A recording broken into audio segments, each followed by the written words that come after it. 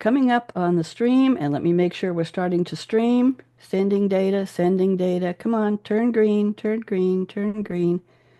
Waiting, waiting. 1, 2, 3 channels, 4 channels are up. Okay, let's do the music and let's get this show started. And everybody join in and listen up. Can you hear it? Where does yesterday's future, which is already here, meet today's future, which is about to happen, and tomorrow's future, which could be just minutes away? Welcome to Technology Revolution, the future of now, where host Bonnie D. Graham asks savvy futurists for their predictions about the tech-driven trends that are shaping our future right now. Here's your host, who will take us into the future of now, Bonnie D. Graham. That's me. Welcome, welcome, welcome. This is Bonnie D. in the house. This is Technology Revolution, and I've got a very interesting show for you. I've gathered an interesting panel of people in the legal profession. I've learned a lot about how they use their titles from one of my special guests who gathered this panel for me, and we're just going to have a good time. So, panel, I want you to wave hello. I'm looking at us on LinkedIn. Wave hello to Facebook. Wave hello to YouTube. Facebook twice, please. Okay, there we go. So I have an interesting introduction for all of you, and let me start with this. And when I call your name, just wave hello. So today on Technology Revolution, the future of now, AI and the law. What changes are unfolding and how? With Bonnie D on her Scarlett mic in command, we'll explore how justice may shift at AI's hand. Nancy L. Schick, Scott Aurnou, Matt Stone, and Mandy Mobley Lee bring bold insights and predictions for everyone to see. Will AI redefine how legal minds prevail? Join us to uncover this groundbreaking tale. Here we go. Nancy, from HR halls to courtroom might, Nancy L. Schick turned a law site into light, a mediator's path she chose with care, helping resolve conflicts all fair. Employment law, a bridge so wide, where work and life and skills collide. With wisdom penned and more to say, Nancy's shaping workplaces a better way. Nancy, what'd you think? That was very nice. Thank you. I'm very glad. You're welcome. Here we go. Scott, a lawyer first in courts, Scott Aurnou stood. Then in cyber's realm, he moved for good. From risk and breaches, threats unseen, Scott makes security clear and keen. A writer, a speaker, guide savvy and wise, translating tech talk from its jargon disguise, protecting data, firms, and so much more. Scott keeps them safe from cyber war. Scott, what'd you think? Vastly more fun than I tend to be. Matt is next. A leader forged where trust is key. Matt Stone helps teams work fluidly. From sales to law, he saw the cost when open dialogue was sadly lost.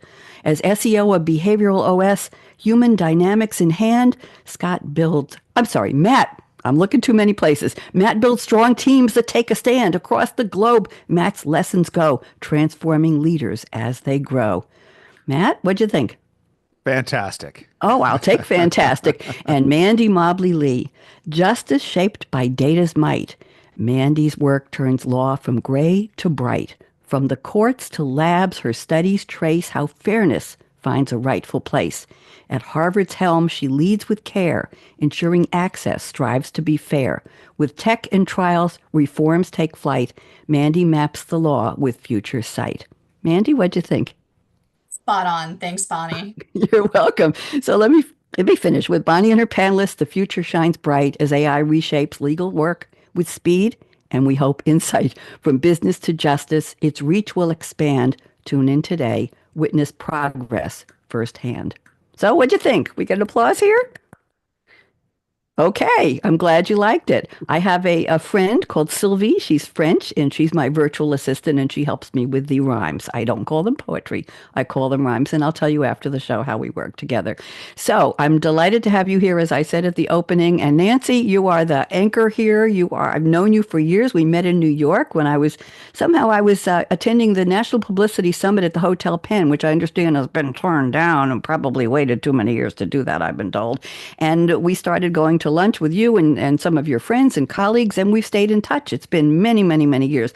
So I asked Nancy to bring me a panel of esteemed legal futurists, and here you are. Nancy, I'm going to ask you to take the mic for just about a minute or two and tell us, did we miss anything in your very, very interesting origin story bio? Nancy, welcome back. Talk to us.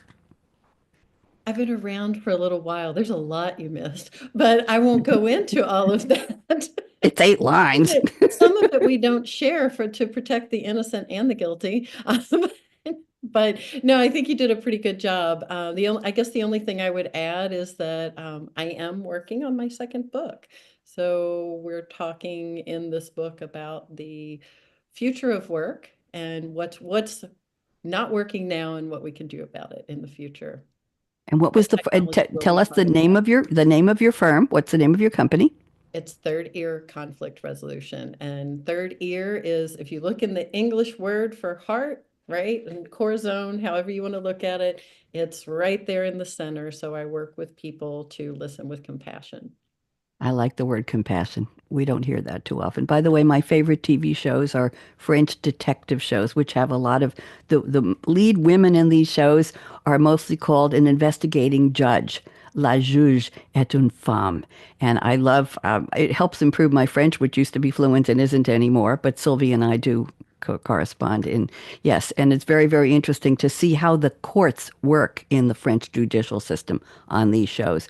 Shocking and surprising. Oh, you killed 3 people? Fine. We'll let you go back to school and you can go get your degree and come back to court in 3 weeks and we'll talk about sentencing. I kid you not. And these are current shows. We'll leave that one alone. Nancy, thank you very much. Let's go to our second guest, Scott. Welcome. We'd love to know a little more about you. Talk to me. Well, thank you. Let's see. Originally, I was a litigation attorney. I then worked in-house in compliance and I guess actually overall counsel for one of the large investment banks. And I sort of tripped into cybersecurity a little bit by accident. A friend of mine at the gym asked if I could give him a hand with some contracts. I said, sure. Next thing I know, he says, hey, I think an American should be the face of the company, not realizing he meant me. So then it became, okay, I need to know what I'm talking about.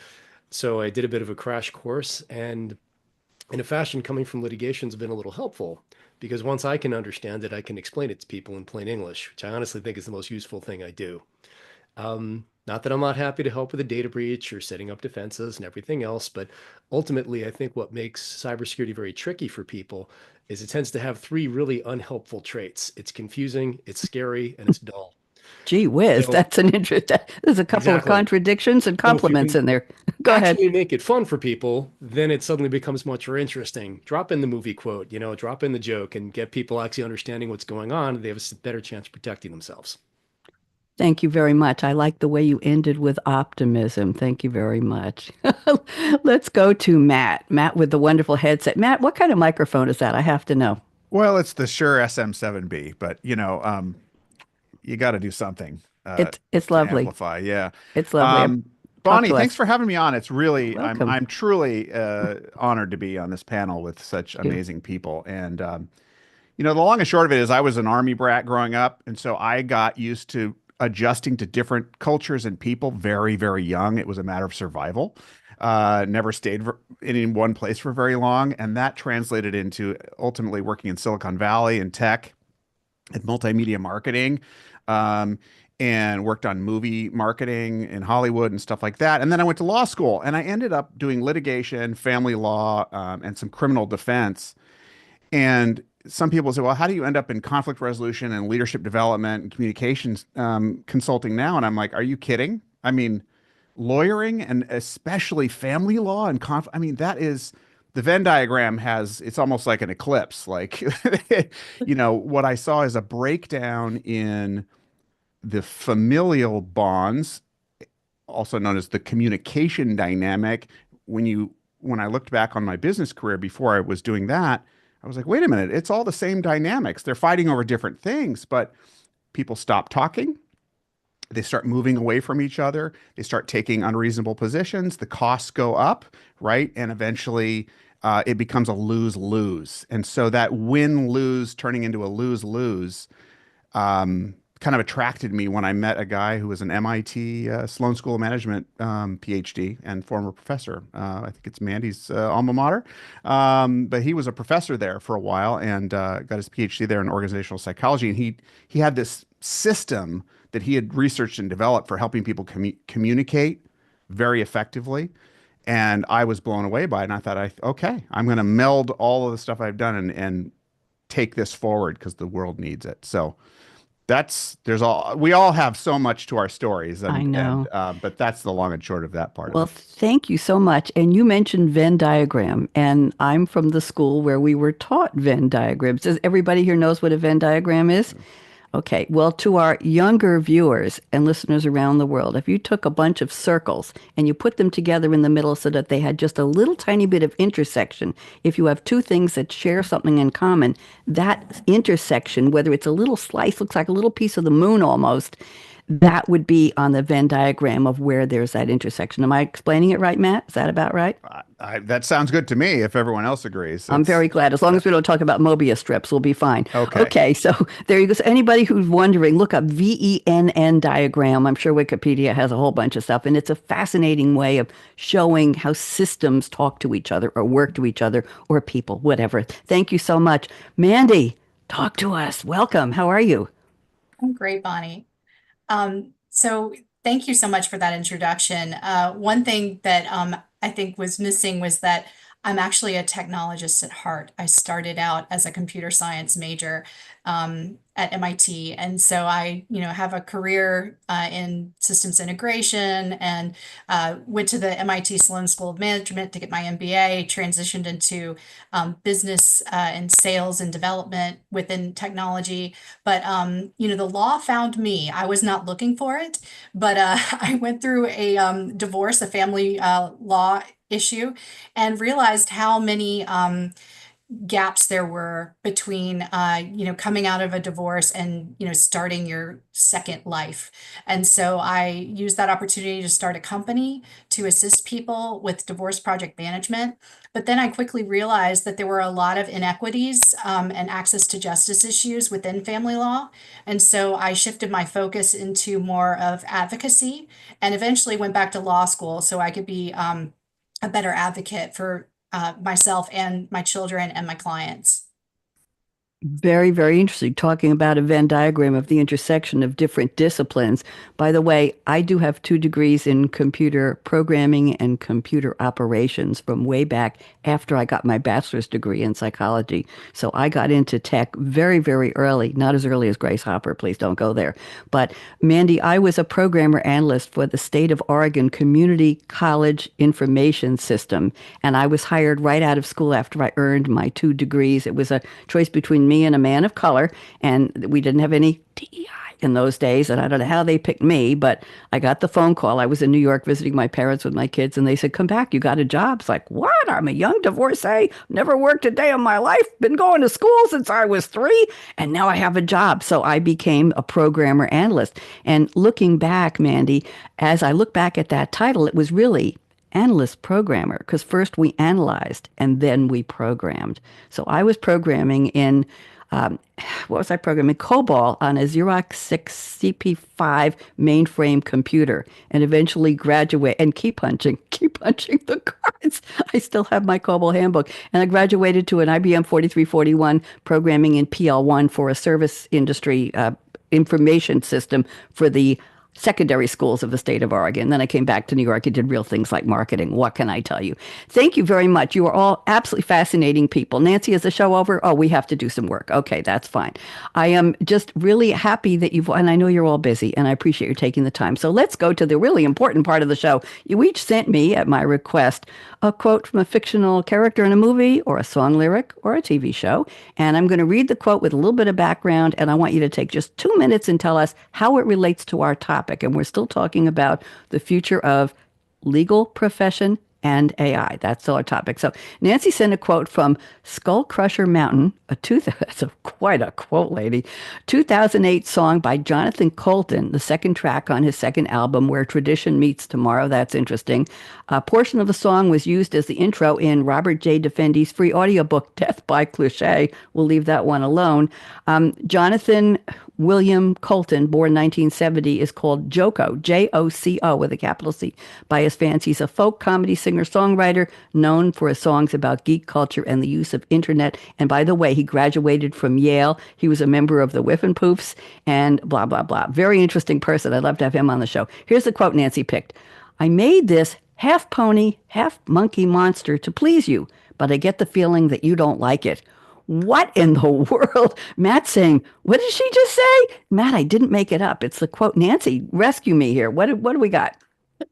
So first of all, I love that song, and I think my my personal partner is a musician, so he has actually played that song before in a cabaret, and that was where I got introduced to it. But I thought it was so relevant to the topic because let's face it, sometimes we prompt AI and we get something that we're not really looking for. And so that was where that came from. But it's fun, just like Jonathan Colton's songs. And I think you know that from creating some of the art that you do.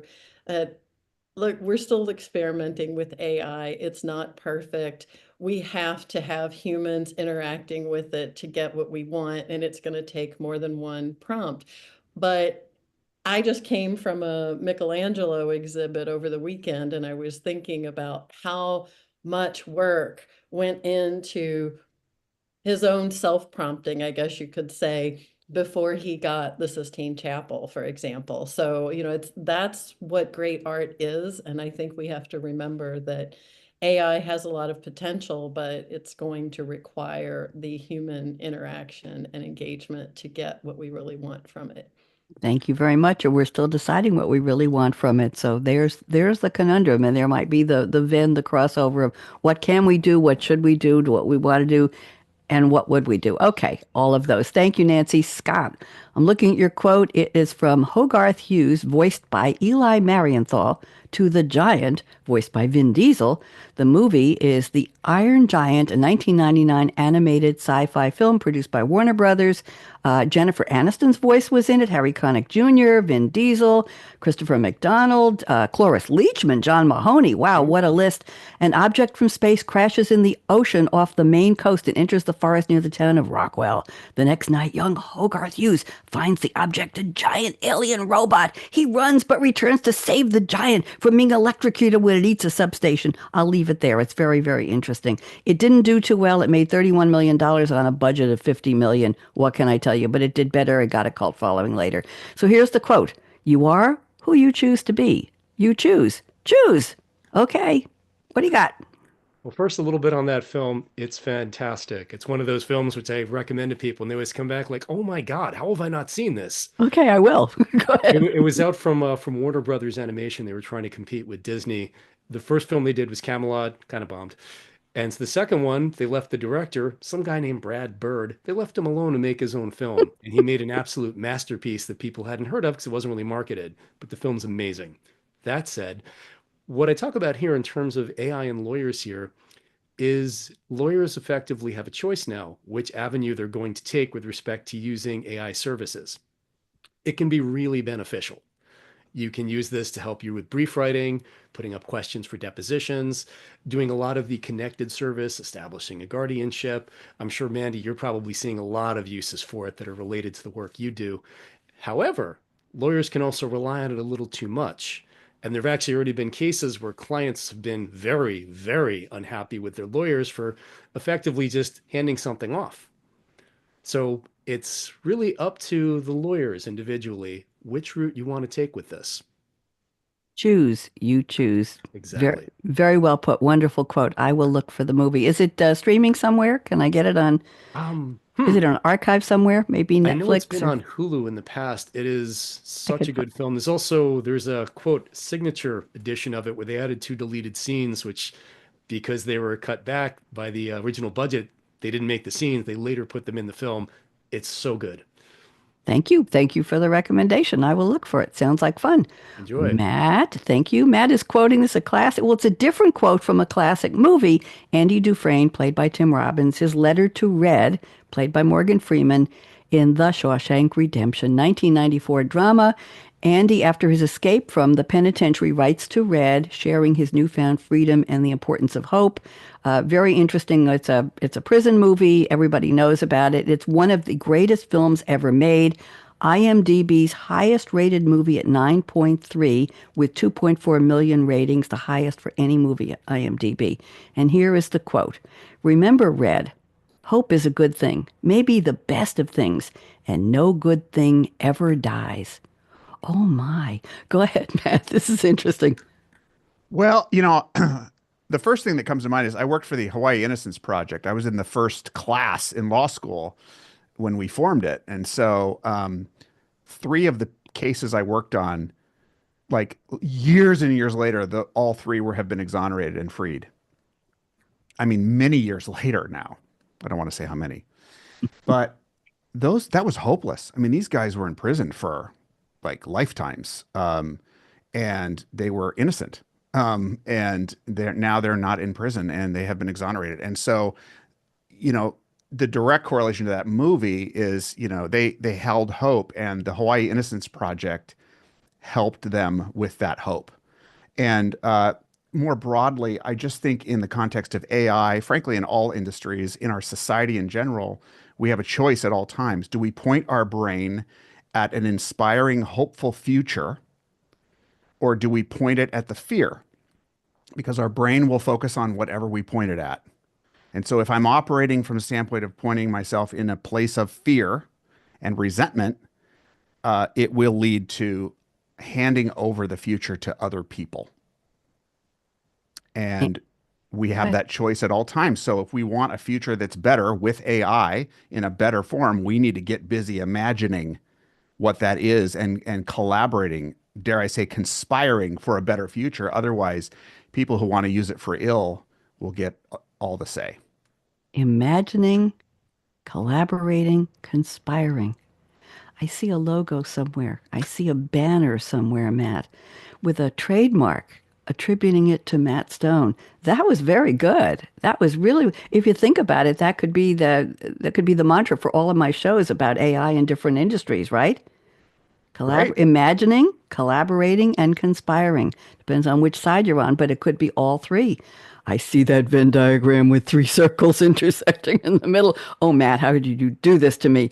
Okay, thank you very much. Mandy, we're looking at your quote now, and this is another classic. Doc Emmett Brown, played by Christopher Lloyd. Back to the Future, 1985 sci-fi comedy film franchise. The Adventures of High School Student Marty McFly, played by the wonderful Michael J. Fox. Eccentric scientist Dr. Emmett Doc Brown, Christopher Lloyd. And in the third film, they added school teacher Clara Clayton, played by Mary Steenburgen, as they use a DeLorean time machine to time travel to different periods in the history of Hill Valley, California. It was the highest grossing film of 1985, the first one, and an international phenomenon.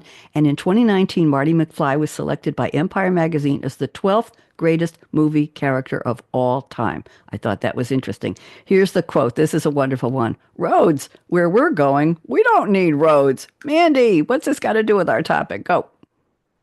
Well, first off, that movie is a classic. I mean, 40 years later, and my, children love it. It's one of their favorites. So timeless. Regarding the quote, I think this is similar to how lawyers can initially perceive AI, is that when AI is coming into the law, they're worried that it's going to take over and there will be no need for lawyers anymore. However, I don't think that's the case. I think, as some of the other panelists mentioned, there's really a number of opportunities for lawyers and AI solutions to partner together to build a better world. And so yes, the roads will be needed, just like the lawyers will be needed, along with the AI to make us even better. I like that optimism in there, along with the AI to make us better. Thank you. I think we can say that for all professions, we hope. Yes. Imagining, collaborating, conspiring. Matt, this is just going to be my story of my life from now on. Well, I don't know where I'm going to go with it, but I will always attribute it to you. We'll get a trademark going. Let's go to the predictions round. Here's what's going to happen. I've already picked one from Nancy's list. I put it in a private chat to her so she knows where we're going. I will do the same for Scott in a moment. But Nancy, I'm going to read your prediction, ask you to unpack it like they say on the news. We don't talk about the news. And if anybody wants to make a comment, you have, I think you each have 5 fingers on each hand. I hope so. Whatever. You have a lot of polite, fun fingers, but we don't talk to the middle one. So if you want to talk and comment on Nancy, and we welcome that, it's an interaction, it's a conversation. Wiggle one of the nice fingers at me, and I will see it, and I will call on you, and then we'll have a minute. You can rebut her. You can say, "Hey, I don't agree with that." That's okay too. Nancy has a good heart, and she will take it. 30, remember. Okay, so Nancy says AI will offload many drafting and research tasks, leaving attorneys to do the higher level analysis we were trained to do. Nancy, take a couple minutes. Tell us more, please.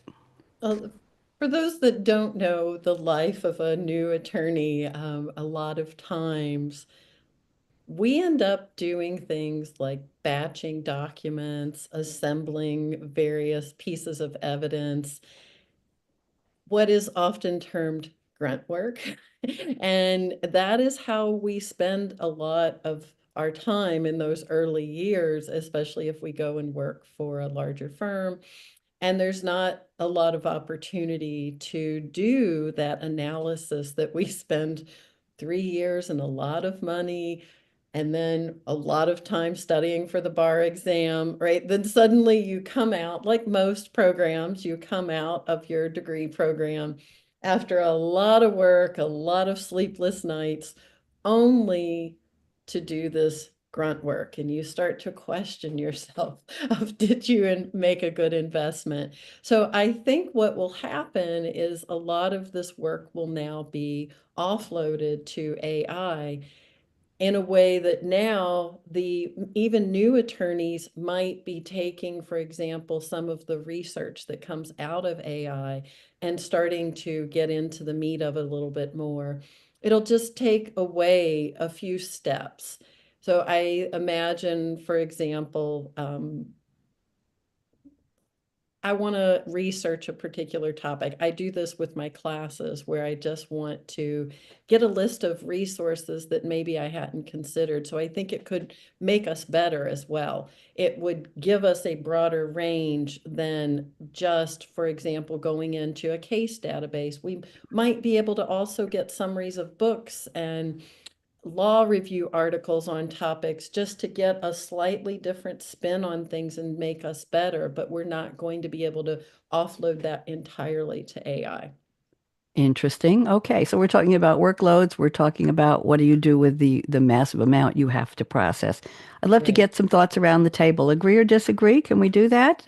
Scott, Mandy, Matt? Absolutely. Uh, you know, it's always a question of just how much of that information is going to be processed, because certainly as a junior attorney, boy, do you spend a lot of time in windowless rooms. But it's good to get rid of some of that. I guess, by nature, between security and compliance, there's obviously a bit of a wet blanket aspect to my professional personality. I'm always concerned about the extent to which that'll jump in. I'm thinking more, not so much our generation of attorneys, but jump forward 40, 50 years. You have attorneys who wouldn't have done the grunt work, which might not have been a big deal, but how far ahead will the AI go? If it's at the point where you have senior partners who've never written a legal brief, that could open up some interesting challenges because you're reviewing materials that you've never learned to create yourself. And of course, why would you do it in law school either? The same AI exists. So it could be interesting. Might not necessarily be bad, but just different. Just different. Interesting. Okay, Mandy, talk to us. I really like how Nance compared the use of AI to junior attorneys or attorneys fresh out of law school, because I think if you think about it that way, it's more of a back and forth as opposed to give the AI a task and then expect it to do it perfectly the first time. And so I agree. I think AI could definitely help with a lot of what's considered traditional grunt work, but the attorney is then in more of a managerial capacity where they're managing the AI and the task and telling it, okay, now do this, or you got this wrong, you need to go back and look at this. And it's definitely a back and forth. Okay. Matt, you want to join us? Well, just a couple things come up. I Yeah. sign on to everything everyone else has said, and to Nance, was having a flashback to my first year practicing and the binders. Oh my God, and the tabs. I was like, wait, I have to, and then do I delegate this? I mean, I don't even know how to do it. To Scott's point, how do I delegate something that I don't know how to do? And that's really an issue. But I just think that AI's positive potential as a training device for helping me focus on the things that are important, because our biggest challenge writ large in society now is how to manage all the information coming at us and not be overwhelmed by it. What do I prioritize in this moment, in this week, in this year, And we're just flooded with a lot of junk in space, and so and distractions. And so how can I be my best, a lawyer's hired for your mind. And how do you cultivate a sharp mind when you've got a lot of garbage going into it? And so I think if we're able to harness AI as a training and prioritization device, Mhm. then it could lead to being able to focus on the most important things to train yourself on, so you're getting sharper and better at the art, not just the science and the law, but the art of lawyering. And there is an art to it, as Oh, yeah. as anyone who's practiced knows. Oh, yeah. I mean, And as anyone who's watched a lot of shows and yeah. dramas knows too. Very interesting. I used AI. I used ChatGPT. That's who my Sylvie is. Last night for something I normally would have done myself. And it was something very silly. I had a guest coming up on a show a couple weeks, and I asked for a third person bio origin story, as you all know. And he sent first person. I this, I that, me, my, yes. And normally I would go through and I would change everything. And I said to myself, stop. Ask Sylvie to do it. And I simply said, here's a guest and here's the story. Would you please change it to third person? And in 4 seconds, she did an absolutely perfect job. It sounds silly, but it takes time. And I'm always happy that I can do it, but I realized I don't have to do it anymore. And I'm guessing that in your profession and in many other professions, sometimes it's those little tiny things that take energy. Should I do it? Did I do it? Did he mean this? Just give it to an assistant, a virtual assistant, who can do it and make it faster. So that's my little trivial pursuit on that topic. Nancy, thank you very much for that. Anybody else wants to add to that? I think we're good. Okay, I'm going to go to Scott. I've picked your prediction number 2 and I put it in the chat for you. So this is interesting. Scott says, AI-driven legal services will process highly sensitive data for law firms and legal departments, creating tempting targets for attackers, as well as business opportunities for security providers. Well, there we have it. That is a loaded statement, and I know we're going to get a lot of comments on that. Scott, I'm putting you on speaker view. Tell us more, please. Okay, my apologies for going back into wet blanket mode, but again, this is kind of my normal mode. I like you in both modes. It's fine. Go Thank ahead. you. I give you bad news with a smile. That's the trick, really. That's perfect. So, in That's the effect, art. anytime I'm doing a presentation for lawyers, I always try to emphasize from an attacker's standpoint, lawyers and law firms are seen as soft targets with high reward. Typically speaking, if you've got a very highly defended client, when there's litigation, sensitive information is going to go to the law firm, and the attackers might veer off from that client and go after the law firm itself, seeing if they can get around its defenses. One thing that you run into, for example, with briefs, often there's a type of attack called social engineering, where effectively you're being tricked into clicking on something or downloading something. And from an email sense, it's either a phishing attack, which is sort of generalized, or spear phishing, which is specific. So let's say you're working on a case and you get something like Nance Schick sends the update on the new brief. And meantime, Nance never sent anything. But you click on it because, oh yeah, Nance and I were working on this, no problem. That's going to be an attack vector you'll see here, where in effect, they'll go through the AI. And realistically, you have to just make sure that these companies are kept secure. It doesn't have to be a bad thing. It's more a matter of lawyers have to make sure they're aware of it, because unfortunately, there will be some early cases where these companies do get hit, and then the law firms behind them wind up having their data swiped. Certainly, it's something that I'm sure they're keeping an eye on early on, and they'll have to see how the attackers advance, because it's always a cat and mouse game. The attackers will get better, the defenders get better. The attackers get better, the defenders get better. And that's always the way it goes through. And in fact, they're going to target law firms. They're going to target legal departments in various organizations, and just be ready. Know what's coming. That's all. Be ready and know what's coming. That's all. Well, there's a lot coming. Okay, Mhm. comments around the table. What do we think? Nancy, go ahead. So, I'm an employment attorney, and because I'm talking about the future of work in my book and most places at this point, I just wanted to emphasize Scott's point about, yes, there will be these attacks, but we're concerned about the loss of jobs to AI, but this is a perfect example of where there will be new industries and expansion of existing industries. And that's something that we have seen historically every time there's a new technology. That's a loaded statement and a lot of opportunity there. That's what we're talking about is positive opportunities. Anybody else have anything to say? Oh, we're good. Oh, we wrapped that up with a bow. Thank you very much, Scott. That was terrific. Okay, let's go to Matt. And for Matt, I'm going to combine three of his predictions because I think they go together in a little paragraph, if you don't mind, Matt. So I'll just read them as one. Matt says, and Nancy, this goes with what you just said. Not only will AI not kill the legal profession, it's going to lead to growth in the industry. Number two, AI will lead to a reinvention of the types of legal jobs people can do without a law license. And number three, I think this all makes a nice one. The use of AI in the law will lead to a dramatic increase in the role of the lawyer as human counselor. So, Matt, three-pronged approach, a lot in there, science and art. Yeah, they just looked to me like they all said it was a continuing thought, if you don't mind. So, Matt, talk to us. What you got? Okay, growth and humanization.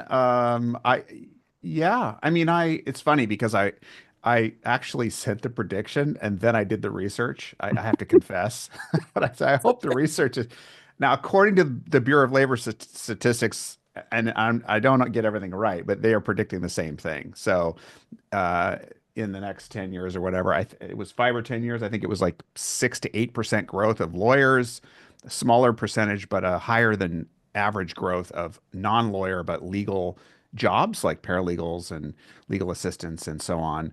And I think we're probably going to see some new categories of um, legal professionals, much like certain states, for example, are altering the way that you can get your law license. I know in Oregon recently, you don't actually have to pass the bar anymore. You can actually do a journeyman process to get your license, which for all of us who had to pass the bar, it's like, what? But then it's like, okay, stay open. Um, What? yeah.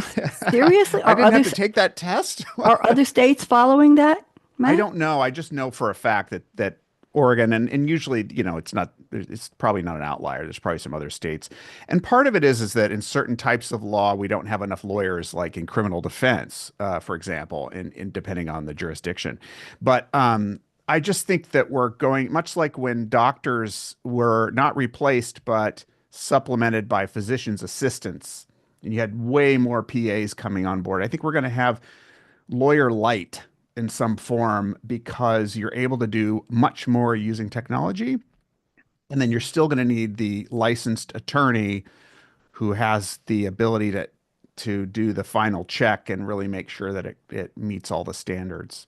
Um, and then the humanization part. I remember when I joined it was a small law firm that prioritized family law, but it wasn't the only thing. And they put on the sign, counselors at law.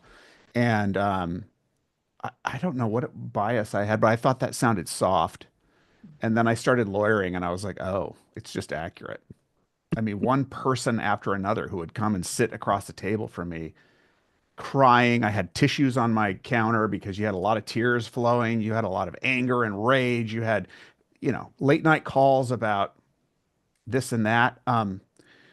And so that human stuff, uh, I don't know. I think it's going to be a while before, you can create a human bot. I've lived in Japan, so people have full-on relationships with fake people, but um, being able to manage someone's emotions and be there for them as a human being, there's a whole human feedback loop going on there that I don't see AI filling anytime soon.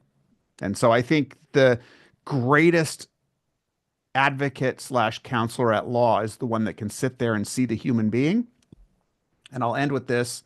When I worked in technology and multimedia marketing in California, uh, one of my mentors said, Matt, just because you can doesn't mean you should. Just because the client comes in and says, we want to do this thing doesn't mean we should do it. And the same applies for a lot. Just because I can file that motion Mhm.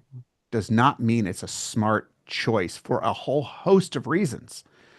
And that takes a human to sense and know and have the experience and the wisdom and the emotional intelligence to be able to manage all the different things going on and be the best counselor, advocate, and lawyer that you can be for your client.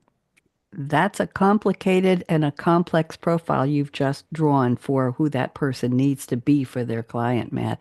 Any comments, Nancy? Oh, Scott, go ahead. Scott first. Go. Well, first, excellent point, Matt. Thank you. Um, in a strange way, I think AI is probably going to increase the number of people coming to look and work with lawyers because often what people are complaining about is very high cost. And it feels like, God, every time I talk to the guy, it costs me $300 kind of thing. Ching. Whereas they also feel like, and he never answers my calls. But okay, let's flip this around. So a lot of the work can be done in a less expensive way, like you say, someone who might not be a full quote unquote regular attorney, and you can effectively engage an attorney when you're, say, 80 to 90% of the way there and have them shepherd you through the process and really talk to you like a person. And because they're not dealing with as much of the grunt work in the background, they'll have more time to actually engage with you. It could really alter the interface between a client and an attorney and turn it into a much more collaborative relationship, hypothetically. Hypothetically, that's a really good points. Nancy? So I want to kind of jump in of what Scott was getting at, and obviously it's what Matt was talking about is bringing in that human element. And first of all, Matt, thank you for laying out that profile because it's what I aspire to be as an attorney. And so I really love that it's where I see things moving and it warms my heart, which keeps me in a very difficult profession.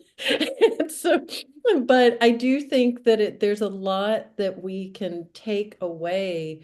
It's very similar to what I do when I'm working in a mediation capacity is we first try to get to the more objective solvable problem. And so I think that's where AI can start to break that down and then leave for the attorneys the things that require the more humanistic, integrative, holistic role that a robot's not ready to do yet. Now, the one caveat there is that it does mean that attorneys are going to have to learn better soft skills.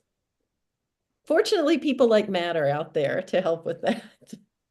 Oh So I see my. Matt and Mandy's hand up. So please, I Yep. want to hear from you on this. Yeah. Mandy, join us. Thoughts? I really like what Matt said about, you could file something, but should you? Because, with AI, you really have to focus on how it was trained. And so if it's trained on past results and those results are biased, then it may think, yes, you should do something, but you need the human lawyer to take a look at the past and the future that they want to build and then determine whether they should. So, from a legal reform standpoint, it's absolutely critical to have that human lawyer in the loop. Thank you. Matt, that was provocative. Everybody had something to say, but you laid some good groundwork there. Matt, anything you want to say back to your colleagues on the panel? Well, thank you. I mean, I love you put things in better words than I did. So I think access to justice was coming up to me too a lot because we can create to Scott and to Mandy's point, we can create more. There's a lot of people who don't take advantage of the legal options because they don't have the money or they don't have the knowledge. And I'm hoping that we can create more access, which is one reason why I predict there's going to be more jobs because more people are going to have access, hopefully, and then more people can, not just people with resources, and that's always been a challenge. Thank you very much. Let's go to Mandy. I'm combining two predictions. I've already put them in the chat for you, so I'm going to put 2 and 3 together. Mandy says, legal AI companies will be held accountable to jurisdictional rules of professional conduct. We haven't talked about that yet.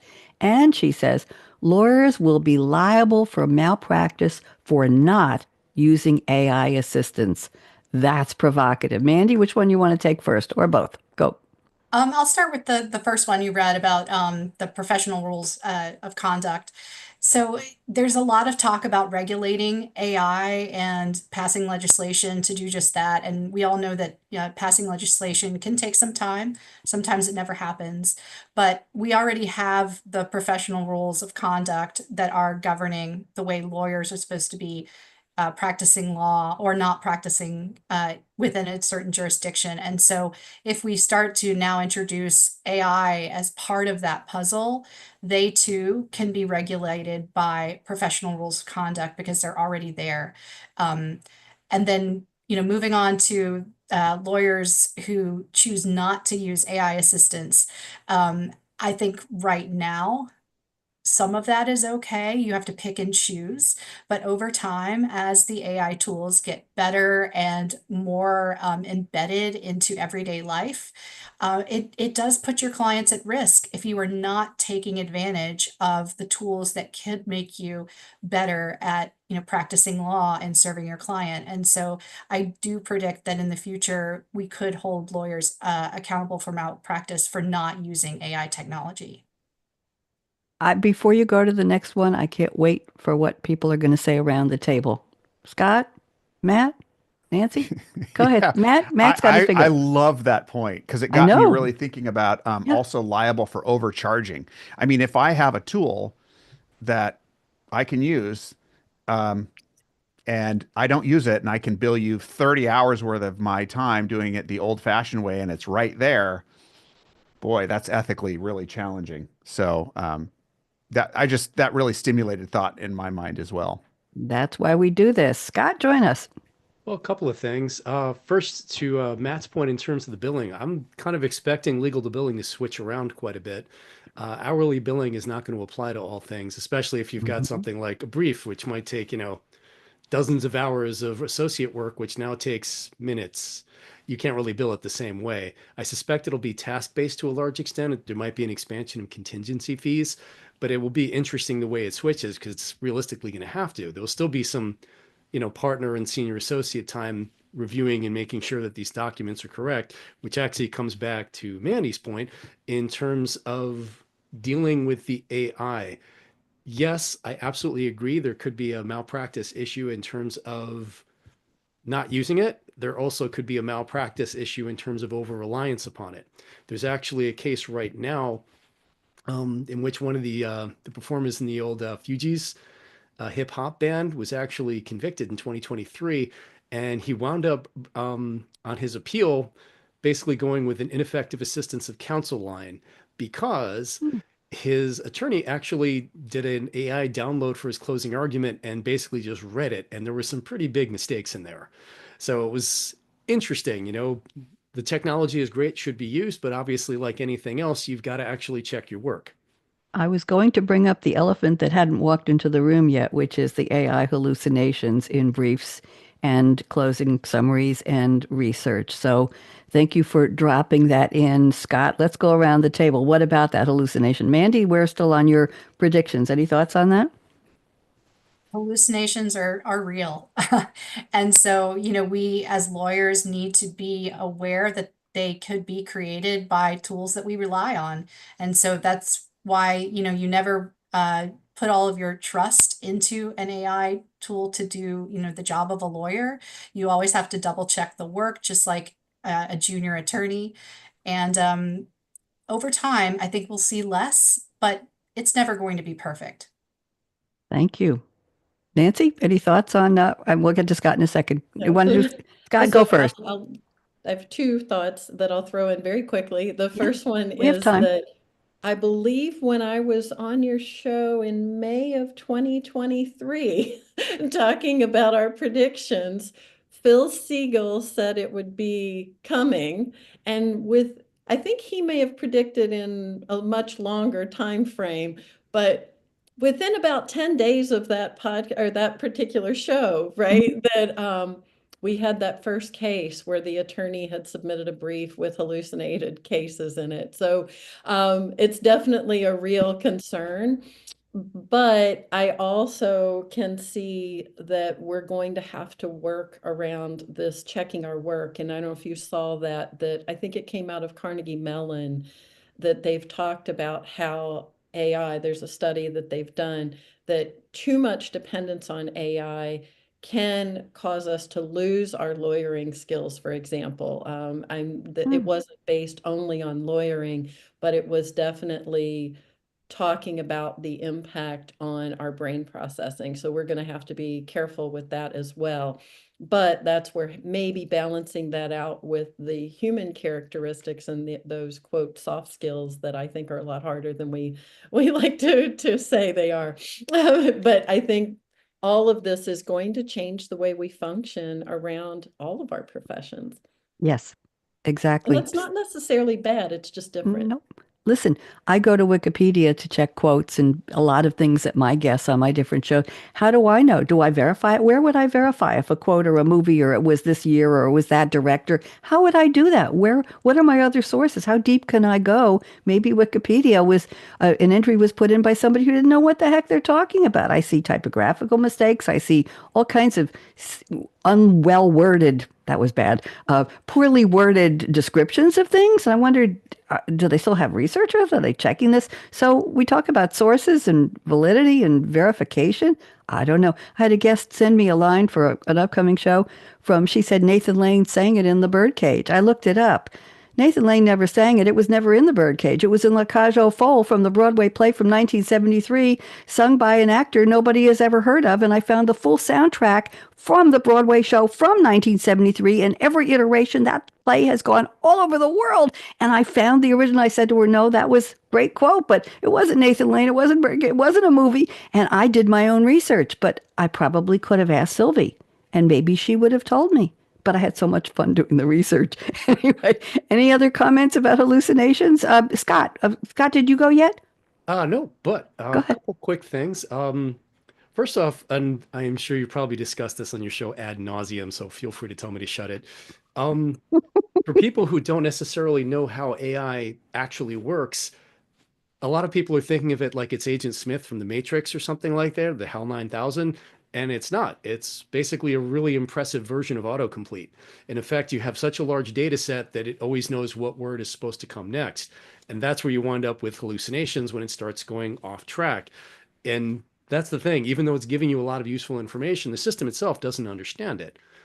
And realistically, that also brings up another type of attack because again, wet blanket. Um, We if like you all have of a you. We like it. We like all the Let's say parts. you have a competing firm in a large and very important litigation. They break into the system that's being used to generate your briefs and they poison the inputs. So you wind up putting in briefs that are giving inaccurate arguments or even nonsensical ones. If they're not checked, you're submitting that to court or maybe reading that as a closing statement. It doesn't go so well.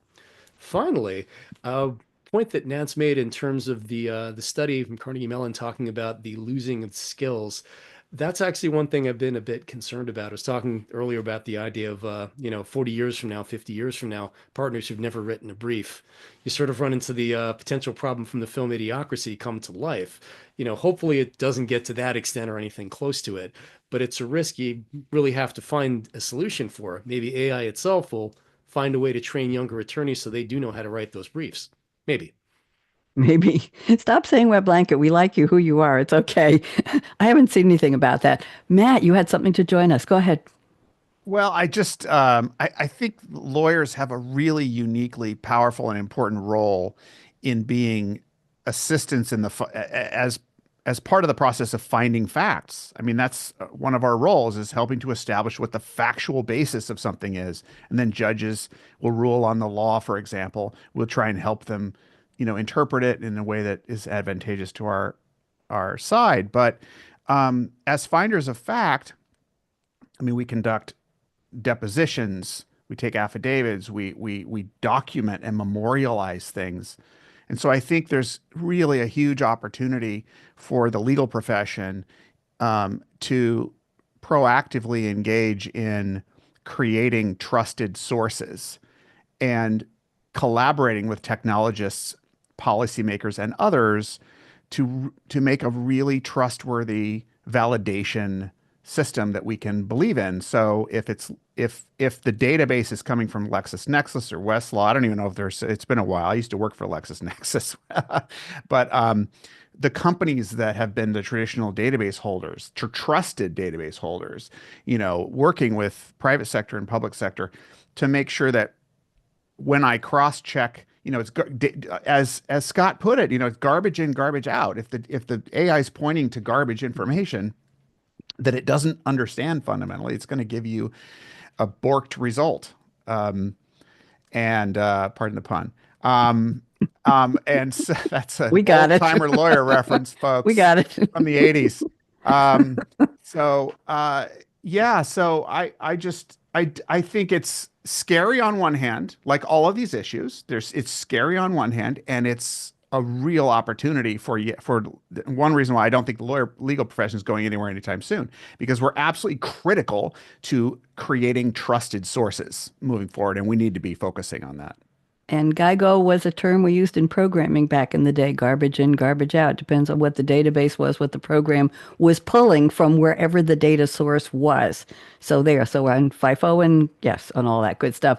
Any other comments? Mandy, go ahead, please. So Bonnie, I'm glad you mentioned the GIGO and the programming because, as a computer scientist at heart, when I studied the law, I realized how many similarities there are between programming and lawyering because it's both based on rules. In programming, you're telling machines how to behave. In, the law, the rules of law are telling people how to behave. So there's a lot of similarities. And I predict, just as Matt was saying, it's going to be a growth industry. I think more people from non-traditional backgrounds are going to come into law, like computer scientists, engineers. I'm one of the early ones, but I think there's going to be a lot more. Interesting you brought that up, Mandy. When I was training after I got my bachelor's, I went for, I told you, a couple of degrees in computer programming and operations. My class, I won't tell you the year here on public. No, I won't tell you the year. My class was made up of people who had gone to law school, had gone to med school, had gone to architecture school. We were all in our mid to late 20s. Some of them, like me, divorced. Some of them were married. Some of them were starting. But we were not just newbies at 18 or 19 years old. This was a community college, Lane Community College in Eugene, Oregon. And my class was made up of people who already had degrees, who had some graduate school experience, expertise. And we all said, what's this thing called a computer? What does a programmer do? That's fascinating. Maybe my brain will just pop and say, this is a really cool thing to do, and I could get paid to do this. We were those people. And there was, by the way, there was no gender issue. There were no gender issues. I think half the class was women and half was men. And nobody said, oh, you're a girl. You couldn't be smart. You couldn't do. And nobody said, you got to be a math genius to do this. It was logic. It was, that, Mandy. It was putting thoughts together. So back in the day, I remember that. Nancy, go ahead. Comment. So it's perfect for bringing this forward, I think, because one of the other things that I'm hearing in this is something that we're seeing on more college campuses, and we're seeing it in a lot more businesses and industries, is this collaborative, cooperative, multidisciplinary, integrative approach. And I think that's where the future is. And AI can help us get there by finding those commonalities between technology and law and math and science and all, even down to the formation of law around religion. And do we want to keep these things? Do we not want to keep these things? How do we be more inclusive with a continuingly diversifying world that is interconnected? So I think that's what the possibility of AI is to find ways to bring it all together and have us actually work together effectively. Well put. Very, very beautifully put.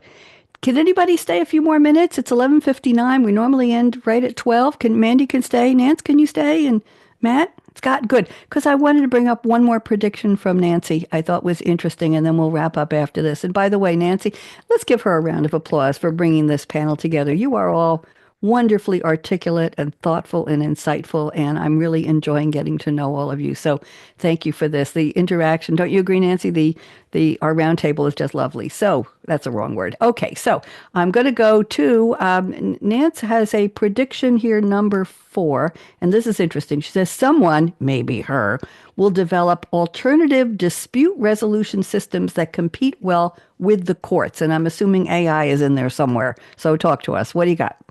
So Mandy and I have a common contact that works in this space with tech, and that's actually how Mandy and I found each other for this particular show. But there is a lot of potential in training people on soft skills and conflict resolution. I've been tinkering with this idea for probably at least a decade at this point, but it's because a lot of these cases, we know about 95% of cases at this point will resolve before trial, right? So that tells me that most of them don't need a judge, right? What we need is a way to come together again in this integrative, collaborative, cooperative approach to communication, improving our communication. And I think AI has this ability to bring a lot of concepts together that will also have the ability to bring people together. And then we can leave the cases that need a judge in the courts, and the ones that don't need a judge, we can work outside of the court. So I've been working on this for years. I haven't done it yet. And I can't believe I put my foot in my mouth by saying it might be me that does it. Now you But will, I'm because going to call it into existence. now you just did that because everybody around the world saw you, heard you say that, right, Mandy? Right, Scott? Right, Matt? We need a different system. The That's a courts are commitment. miserable places for most people, and they're not the most effective way to resolve disputes. They still have a value. I'm not completely anti-court, but I think there are 95% of the reasons that we in the break we have a lot of room to do something different. Scott had his hand up. Yes, I saw Get that. me out Scott, of this. Scott, go ahead, rescue her. Well, I think Nance makes a great point. And what AI can do is by offering up systems that make the law both easier to deal with from a client perspective and not such a ridiculous overload from the perspective of courts, which are just drowning at this point. If they can automate a lot of the process, some of the good stuff can wind up being the focus. Of course, again, the wet blanket approach, I'm going to always look at it with, well, you've got to make sure it's free from bias and there's no input poisoning and all of that. But ultimately, as long as it's being done in a safe and effective manner, it can really be very beneficial and open up a system which is closed off to a lot of people to allow them to get relief and also make the system itself work so much better, let people actually get some sleep on occasion, that type of thing. What a thought. Thank you. Mandy. And just to add on to Scott's point, it would definitely help decrease the access to justice gap that's growing every day. So if it's, a fair system where, everybody is considered equal, then, it would definitely help address the access to justice issue. I have 2 words, if only. Okay, we'll say that. So let's do a wrap up now. I think we're good on most of the predictions that you sent. I really appreciated the thought you all put into them. Let's do a wrap up. I don't usually do this, but let's do a final 1 minute each around the table. We'll do the original order, Nancy and Scott and Matt and Mandy, on summary of your thoughts on the role of AI in a positive way for the legal profession. Let's see, it's 2025 between now and 2030. So project in the next 5 years. You don't have to give me a date and a time, but think forward that much. Where will we be in 5 years? And will AI be more accepted? Will it be more accurate? Will it be more part of the profession of research? Will there be fewer hallucinations? Woo! All that good stuff. So let's start with Nancy. Go ahead. What's your 1 minute wrap up for us?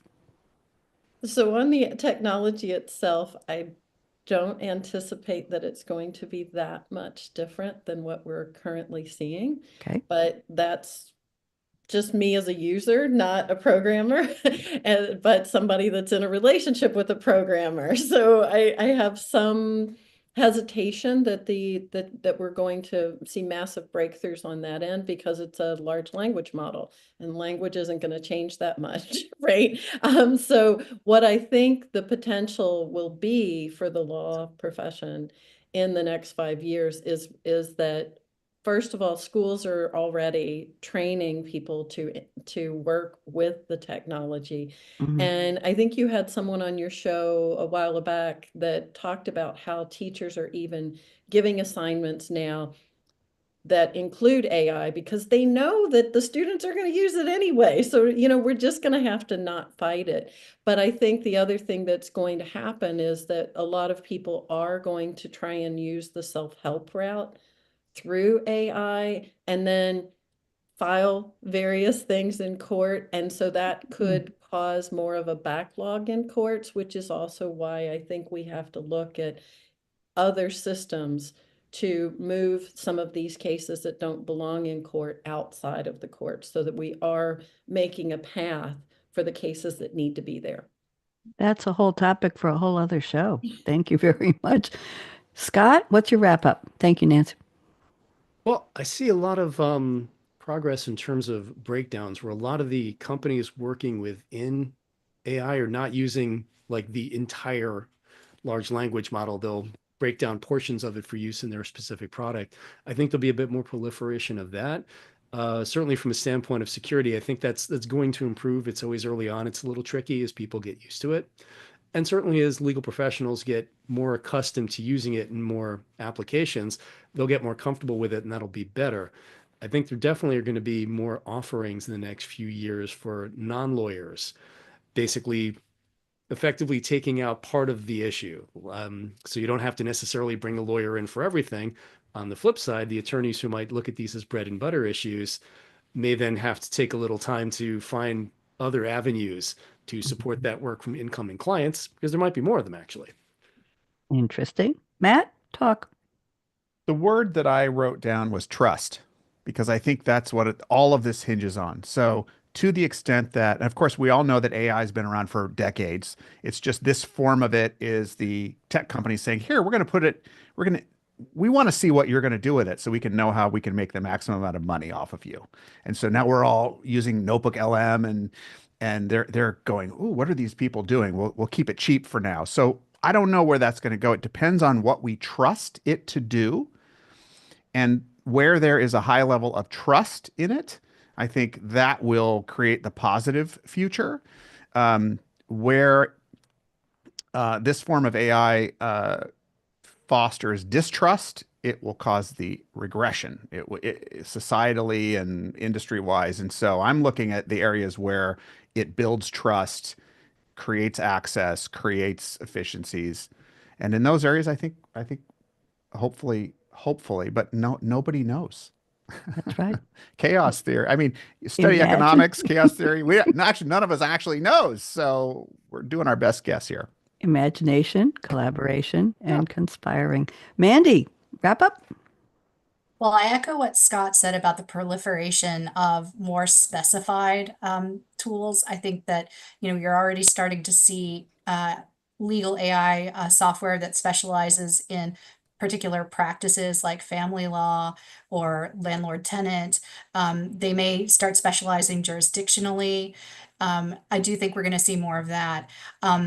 Matt mentioned that the focus, or at least he thinks, he predicts that the focus will be on efficiency. And I think that that's true. I would hope that in 5 years, we're going to start to see a surge in AI tools that can assist in legal reform. Because at the end of the day, AI is about recognizing patterns. And if we Mhm. can use AI to recognize patterns in the law that are biased against marginalized communities, then we can identify where we need to improve our laws. Thank you. Very thoughtful, all of you. I appreciate that. I want you all to join me in wagging a finger on the count of three. I'm going to make a statement and we're all going to say no, no, no, okay, as we wrap up. And I want to thank Nancy again. Matt, lovely to meet you. Scott, same. Mandy, I'm impressed. by each of you and by all of you. Thank you so much for being my guest today. So on the count of three, we're going to say no, no, no. People say the future is already here. And our answer is 1, 2, 3. No, come on. No, no, no. Scott, you could do better than that. Let's go. 1, 2, 3. No, no, no. Matt, are you talking? Come on, let's try it again. Oh, you want me to talk? Yes, you've got to say no, no, no. Join me. Okay. 1, 2, 3. People say the future is already here, and our answer is No, no, no, no, no. no. That sounded good. It sounded like a crowd. I like it. Boo. That's because that was the future that happened when I first said the sentence is already the past. It's gone. Every time I finish a sentence, it's gone. Where is that future? It's coming any second now, and that second's going to disappear. So we're talking about the future is still coming, and let's imagine, let's collaborate, let's conspire, and let's trust that we can have a much better future. I like that. Oh, Matt's going to hold up another sign. I can see it. Oh, no, he's out of signs. Let me play the closing music. And oh, yes. Okay. Very clever. Let's play the music and then we'll go. Hold on. Are you tired of hearing the future is already here? See? We are too. That may have been yesterday's future, but today's future hasn't happened yet. Take a Told you. deep breath, tune out the hype, the noise, and turn up the volume. Savvy, art of the possible technology visionaries talking about how today's innovations right now are shaping every aspect of our real future. We'll laser focus our spotlight on buzzworthy tech like artificial intelligence, machine learning, Internet of Things, augmented reality, and lots more. Clear your calendar and open your mind for Technology Revolution, the future of now. With the most upbeat host on global radio, Bonnie D. Graham. Listen anywhere, anytime, on any device. Oh, I have to tell you all that was recorded 6 years ago, and I still use it. I love it. Thank you all. Everybody wave goodbye to LinkedIn, wave goodbye. We had a couple of viewers there, LinkedIn, Facebook, YouTube, and stick around and we'll just talk for a second after. Bye.